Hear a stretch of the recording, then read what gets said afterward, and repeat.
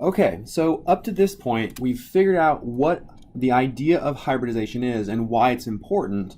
And we've also figured out how to look at a molecule and assign hybridization to any atom, right? So the idea here is we think about the number of electron domains, and each electron domain gets a lobe in the hybrid orbital. So in this molecule, C2H4, each of these two carbons are sp2 hybridized, right? So we see 1, 2, 3 electron domains, meaning we need an s and 2 p's. And around the other carbon, we have 3 electron domains, meaning we need 3 lobes in our hybrid orbital, so sp2. So thinking about this now in terms of the actual hybrid orbitals themselves, right? So what happens here is we have a carbon atom, right? And we know this carbon atom has to interact with another carbon atom, okay? And it does so through these hybrid orbitals. So this carbon has a 3-lobed hybrid, sp2, and the other carbon, we'll do a different color here, the other carbon has a 3-lobed hybrid that's sp2 hybridized. And it's this overlap right here, right? It's that sharing of electrons, overlapping of lobes, that we've called our sigma bond, right? So this requires s-type orbitals, so either an s orbital or a hybrid orbital that contains part s orbital. We can overlap and get a sigma bond, but that only accounts for one of the bonds between the two carbons. The hydrogen atoms are sitting up here, right?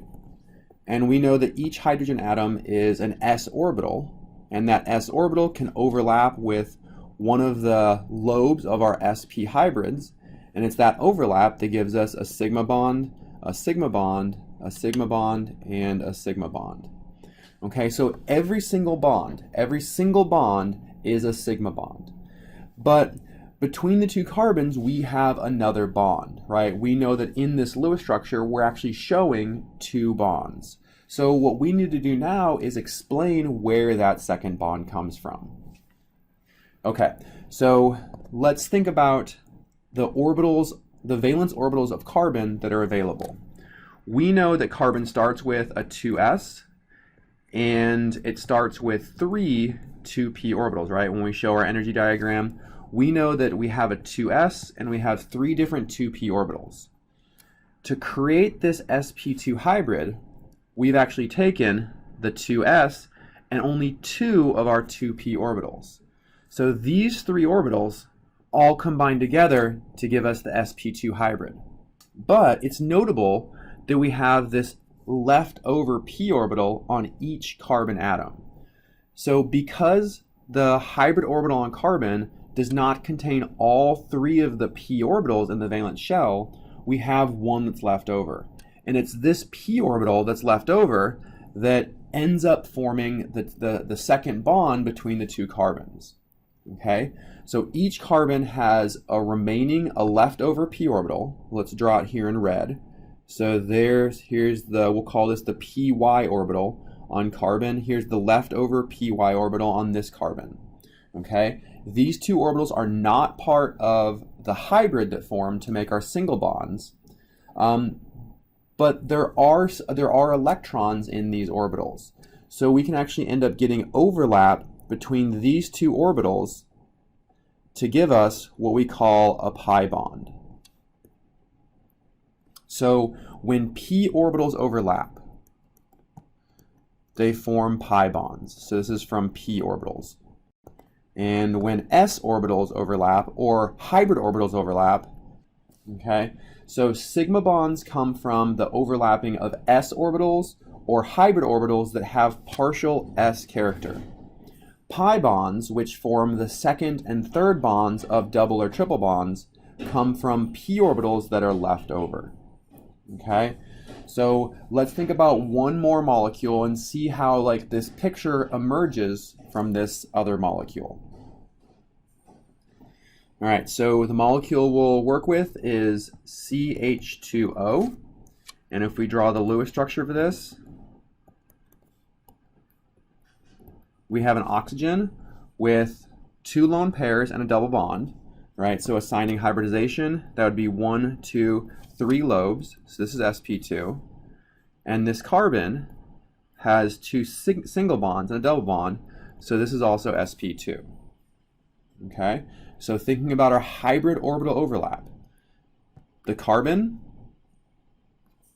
we have 3 lobes in our sp2 hybrid, and in our oxygen, we have 3 lobes in our sp2 hybrid. Okay, so it's this overlap right here, which gives us the sigma bond between carbon and oxygen. So that's the start of the bond. And our hydrogens are up here, right? So here's a hydrogen here with an s bond, an s orbital. That's a sigma bond. Here's a hydrogen, s orbital. And then on this oxygen, instead of hydrogens making sigma bonds, we actually have these lone pairs. So in the 2 lobes for oxygen, we actually have the lone pairs. Because remember, the lone pairs require a lobe in our hybrid. Okay, so we have now created every bond between atoms that we need to, except for the double bond, the second bond between carbon and oxygen. And since these are both sp2 hybridized, we have a leftover p orbital on both of them. And it's the overlap between these two p orbitals that create our pi bond. Okay, so kind of an easy way to think about double bonds, right? It's like a sandwich or a hot dog. Okay, so the pi orbitals, the pi bonds, are the bread or the bun, and in the middle you have the sigma bond, which is created from the overlapping of hybrid orbitals, right? So here's the sigma, and these two together are the pi. So it looks like a sandwich or a hot dog or a hamburger or whatever you want to call it. Okay, a triple bond is really similar. Okay, so let's think about something like hydrogen cyanide. Okay, so in this case, we have sp hybridization on both carbon and nitrogen. So sp, sp. So if we were to show our carbon here and our nitrogen, we have sp hybridization on both of them.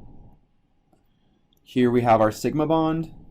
We have a lone pair on this nitrogen, and we have another sigma bond to hydrogen in this carbon. Okay, so there's all of the single bonds, and there's the use for all of the lobes of our hybrid orbitals. Okay, each of these have 2 p orbitals that are left over. So we have these 2 p's, they're going to end up making a pi bond, and we also have another set of p orbitals that are going to end up making a pi bond. Okay, and this is really hard to show in 2 dimensions, but I'll do my best.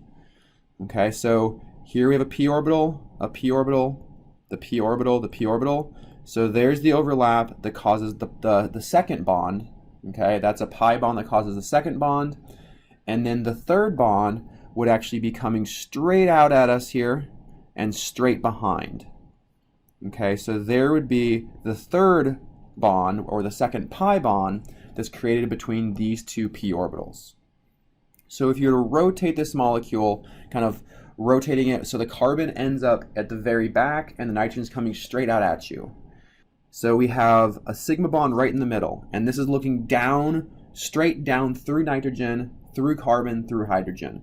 So this would be looking straight through the molecule. This would be the sigma bond that is formed between the sp hybrid orbitals on carbon and nitrogen. Okay? On one side of this would be the pi bond from these 2 p orbitals, and on the other side of it would be the pi bond from these 2 p orbitals. Okay, so 2 pi bonds. This one I kind of describe as a corn dog. You got your hot dog in the middle, and the pi bonds form the breading around the outside. Okay, so that's how double and triple bonds form. They form through initially a sigma bond, which is an overlap between hybrid orbitals, and then either 1 or 2 pi bonds, which are overlap between p orbitals.